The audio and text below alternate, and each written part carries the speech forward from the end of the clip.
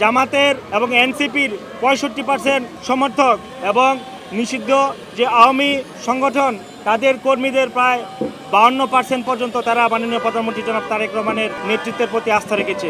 হাতের কালি মোছার আগেই জনাব তারেক রহমান তিনি ফ্যামিলি কার্ড পরিবারের নারী সদস্যর জন্য তিনি ইস্যু করেছেন, তিনি কৃষক কার্ড ইস্যু করেছেন। আমরা বাংলাদেশ জাতীয়তাবাদী ছাত্র দলের পক্ষ থেকে মাননীয় প্রধানমন্ত্রী জনাব তারেক রহমানকে অসংখ্য ধন্যবাদ জানাই। আপনারা দেখেছেন গতকাল একটি জরিপ প্রকাশিত হয়েছে, সেটি আজকে আমরা দেশের বিভিন্ন জাতীয় দৈনিকে সহ বিভিন্ন টেলিভিশন চ্যানেলে দেখেছি যে একটি জরিপ প্রকাশিত হয়েছে, সেখানে বাংলাদেশের 54% জনগণ বিএনপি সরকারকে সমর্থন করেছে। দেশের 66% জনগণ তারা মাননীয় প্রধানমন্ত্রী জনাব তারেক রহমানের নেতৃত্বের প্রতি আস্থা রেখেছে। আপনারা জেনে আরও আশ্চর্য হবেন যে জামাতের এবং এনসিপির 65% সমর্থক এবং নিষিদ্ধ যে আওয়ামী সংগঠন তাদের কর্মীদের প্রায় 52% পর্যন্ত তারা মাননীয় প্রধানমন্ত্রী জনাব তারেক রহমানের নেতৃত্বের প্রতি আস্থা রেখেছে।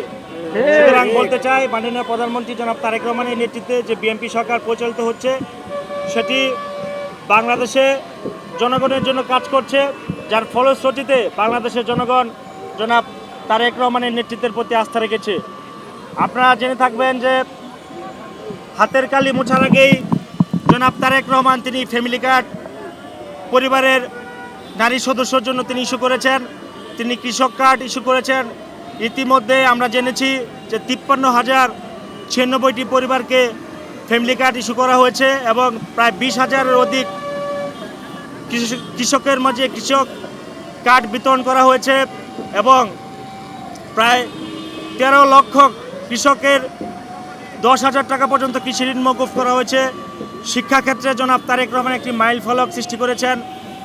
অতীতে আমরা দেখেছি যে জিডিপিতে 1.2% ছিল, শিক্ষার ক্ষেত্রে জিডিপির 1.2% বরাদ্দ ছিল, কিন্তু মাননীয় প্রধানমন্ত্রী জনাব তারেক রহমানের নেতৃত্বে বিএনপি সরকার জিডিপির 2% বরাদ্দ করেছেন শিক্ষাক্ষেত্রে, যেটি গতবারের তুলনায় প্রায় 49,400 কোটি টাকা আরও অধিক, যেটি বাংলাদেশের ইতিহাসে একটি মাইলফলক।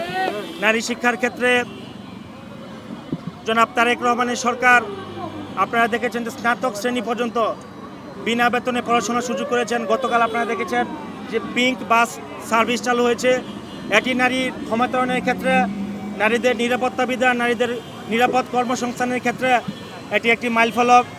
এটি বাংলাদেশের ইতিহাসে কখনো হয় নাই যে একটি দোতলা বাসের ড্রাইভার, হেল্পার, কন্ট্রাক্টর থেকে শুরু করে যাত্রীরা সবাই নারী। এখানে আমরা আরও বলতে চাই যে মাননীয় প্রধানমন্ত্রী জনাব তারেক রহমানের নেতৃত্বে এরকম অসংখ্য কার্যক্রম, উন্নয়ন কার্যক্রম পরিচালিত হয়েছে বিগত এই 180 দিনে।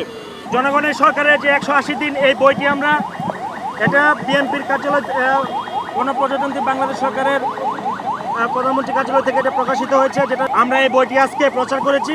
খবরের কাগজ, নিখাত, নির্ভীক, নিরপেক্ষ।